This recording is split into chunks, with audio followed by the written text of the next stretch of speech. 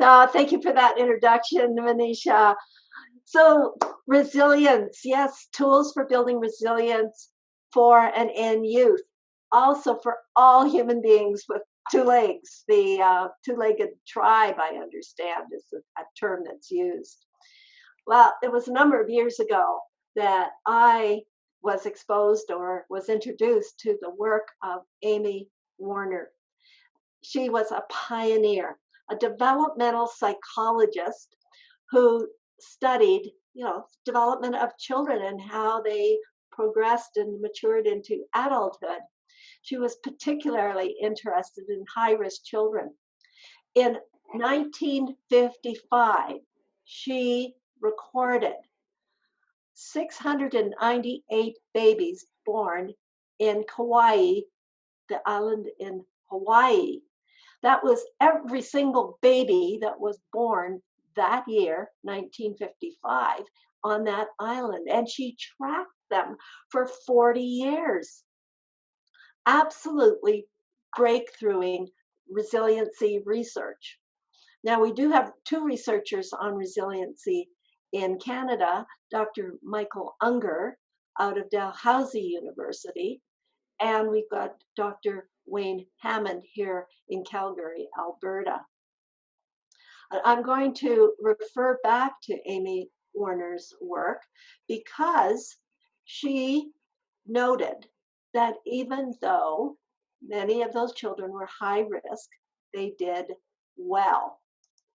So when you take a look at this little quiz, please send me what you think is the number of children who ended up after that 40 years becoming fully functioning, competent, capable, flourishing adults.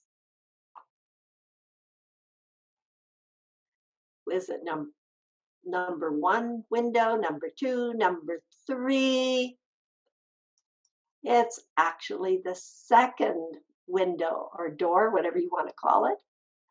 1/3 of the high risk group, and the high risk were children who lived in poverty or experienced physical, mental, emotional, sexual abuse, neglect, perhaps parents alcoholic, and not being present to their needs. 1/3 of them still came out as thriving adults.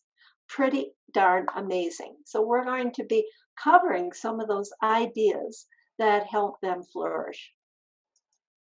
But first, let's take a look at a definition for resilience. There are many definitions, but here's the one I tend to use. Resiliency is the capacity to face or bounce back from challenge, which includes adversity, loss, poor behavior of other people, or maybe poor behavior of yourself. I've had some days where I have misbehaved and needed to bounce back from my sheer guilt and or embarrassment. Another way to think about resilience is through a rubber band. I've got a picture of a rubber band here, a rubber band. So rubber bands we buy to serve us, they have a purpose, usually to hold an item. And rubber bands, just like us, need time to be quiet and at rest and still. But if we stay there too long, we're not demonstrating our resiliency, our capacity.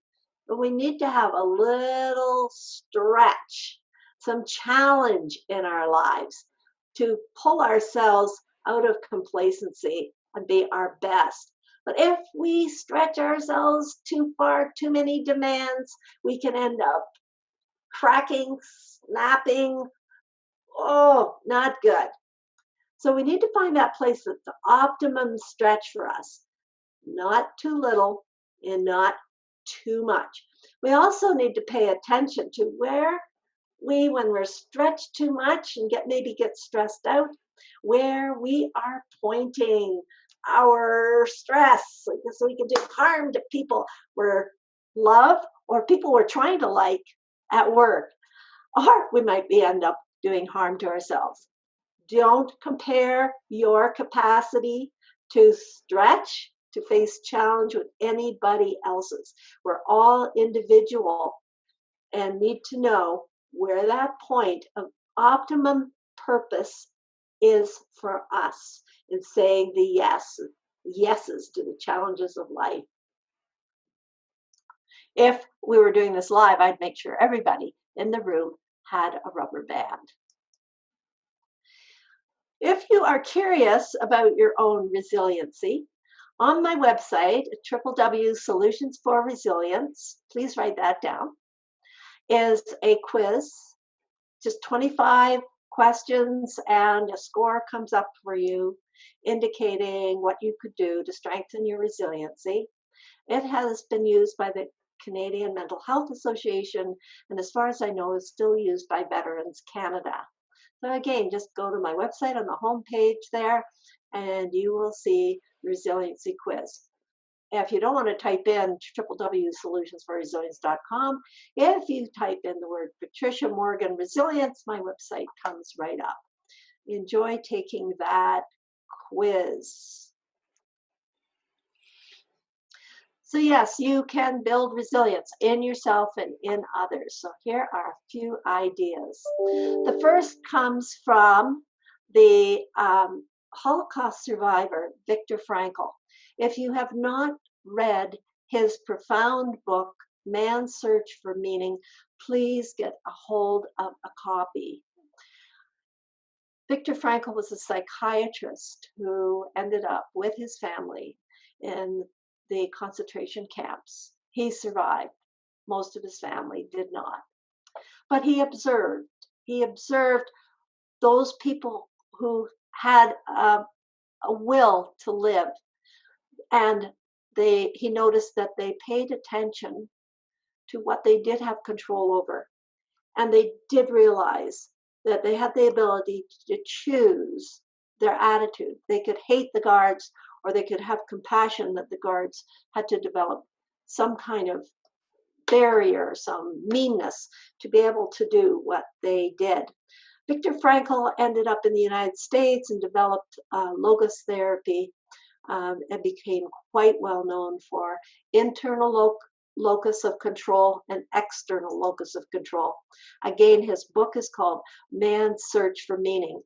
Do remember, you have choice in most situations in life. The second idea is to honor feelings. Honor your feelings. They tell you everything about who you are, what you want, what you don't want, what you like, what you don't like, what you value, what your preferences are. They tell you nothing about managing the world or getting what you want. That takes your fine brain.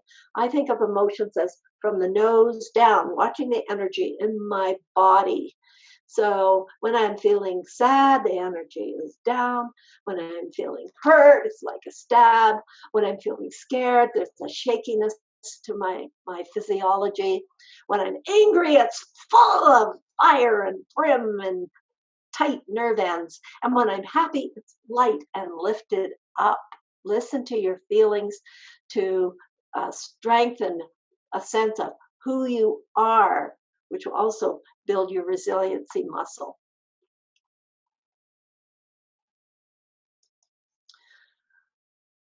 Dr. Al Siebert, the resiliency researcher out of Seattle, talks about the paradox of life, and those people with a resilient personality, name of his book, The Resilient Personality, also wrote The Resiliency Advantage, concluded that those people that have a strong resiliency muscle expect ups and downs of life, expect the highs and the lows, expect sadness and joy, expect compassion and expect hardness. They take the ride of life, and they don't get stuck in the down, in the pessimism, which I'm going to talk about right now. So we can choose whether we develop optimism or whether we develop pessimism. The pessimist believes that nothing is going to go well, or if life goes well, it's a fluke. Optimists see that when life does not go well, that it's temporary, that it's a fluke. Optimists take more risks, they learn more, they're better liked, their health is better. But we do need to temper optimism with a bit of pessimism, because the person who smokes can say, oh, this won't cause me cancer, this won't cause me cancer. We need to temper our optimism with a little bit of reality. My husband sometimes gets frustrated with my optimism and calls me Pollyanna. I'd rather be Pollyanna than Droopy Dorothy. Choose optimism. Here's a little quiz for you. Take a look at this line and tell me what you read. Right. If I was in a live audience, I would have people read this out loud. Half of them would say opportunity is nowhere, and the other half would read opportunity is now here. This is not a researched little piece that has been qualified to determine whether you have an optimistic perspective or have a pessimistic perspective, but it does very well illustrate that we have different lenses through which we look at life. I choose opportunity is now here. Particularly the COVID-19, it's particularly important that we choose to notice what opportunity is now here. Empowered or powerless? Do we take that internal locus of control and know I have the power to make my own choices? Or do I see myself as powerless and other people are making my choices for me? This is from the work of Michael Karpman, who developed the drama triangle.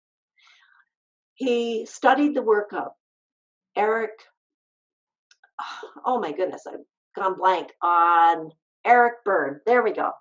The work of Eric Berne, transactional analysis, and Karpman developed what he called the drama triangle.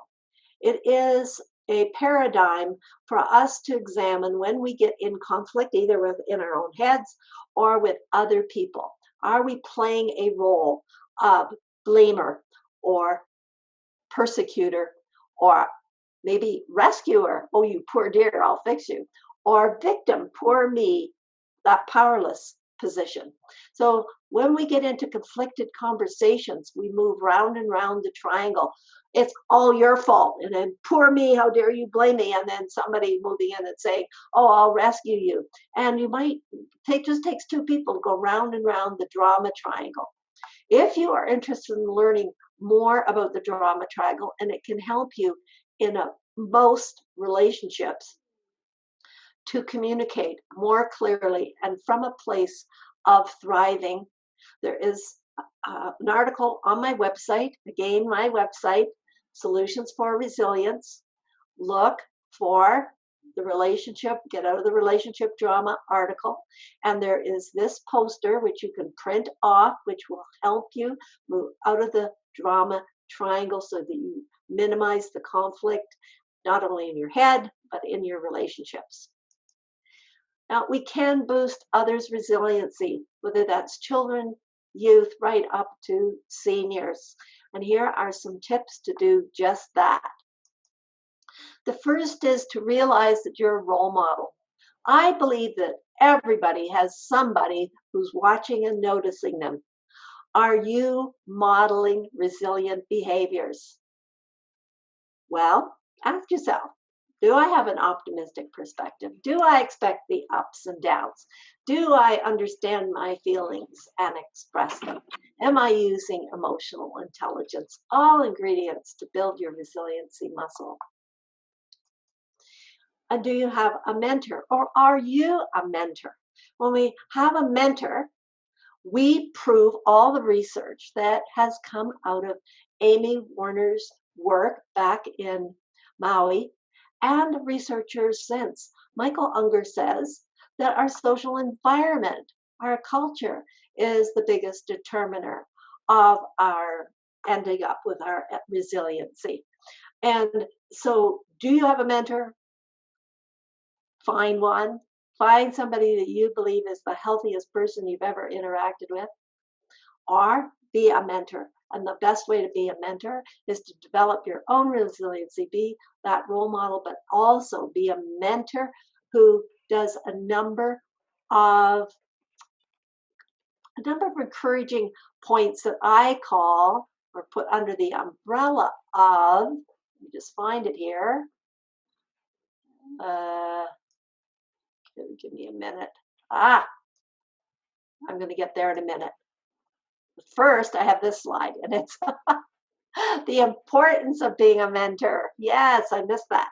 So, kids with a mentor are more likely to succeed. To what percentage does the research tell us? Ta-da! 46%. Significant, absolutely significant. Big brothers, big sisters have had a huge impact. That organization pairs up adults with children who are missing either a father or a mother. The results are profound when you have somebody in your life for 1 year or more that who say, I believe in you. And here is what a mentor really does. Creates emotional safety. A mentor actually might be a parent, often a grandparent, sometimes a teacher. Sometimes I hear from my counseling clients, a neighbor. How do you create emotional safety? The first is to listen. The easiest way to listen is when somebody says something, even if it's an angry statement, I'm so angry at you. You say, tell me more. Stay steady yourself and say, tell me more. Acknowledge, appreciate, and celebrate. I have never met anyone who doesn't long to be seen, to be heard, and acknowledged. See, hear, and acknowledge. I see you. I hear you. And then appreciate. I appreciate that you shared with me. And celebrate. What you accomplished is well worth celebrating. And then acknowledge strengths. Build on strengths. If you don't know your strengths or the strengths of the person that you're mentoring, please go to Martin Seligman's via Signature Strengths. You can Google Seligman, Seligman, Signature Strengths, and 240 questions will come up and your top 5 strengths will appear. Please email me. I'll show you my email address very soon. If you send me an email, I will forward you the link to Martin Seligman's 240-word strengths, and then you and the world can be on purpose. On purpose means to know your strengths or gifts and give what you can. That's it. Simple. The hard part is to know and identify strengths. Also, as a mentor that boosts resiliency, ask open-ended questions. And we're back to tell me more, but also questions that begin with what and how. How did you learn that? Who helped you? What's going on for you? What advice would you give me? What would you do if you were given $200 tomorrow? How could you earn $200 tomorrow? All those open-ended questions. And use mistakes as opportunities. I've made a couple mistakes already on this little session on Zoom, and I will do better next time round. So rather than you made a mistake is, oh, what an opportunity. What did you learn and what are you going to do moving forward? I have some suggestions for you based on my own mistakes. And see lovableness in all people. Oh, every single baby that came into this planet is so lovable, and nothing really changed. Every human being deserves to know they are loved and are lovable. And here's a wonderful little question that I love asking to affirm lovableness.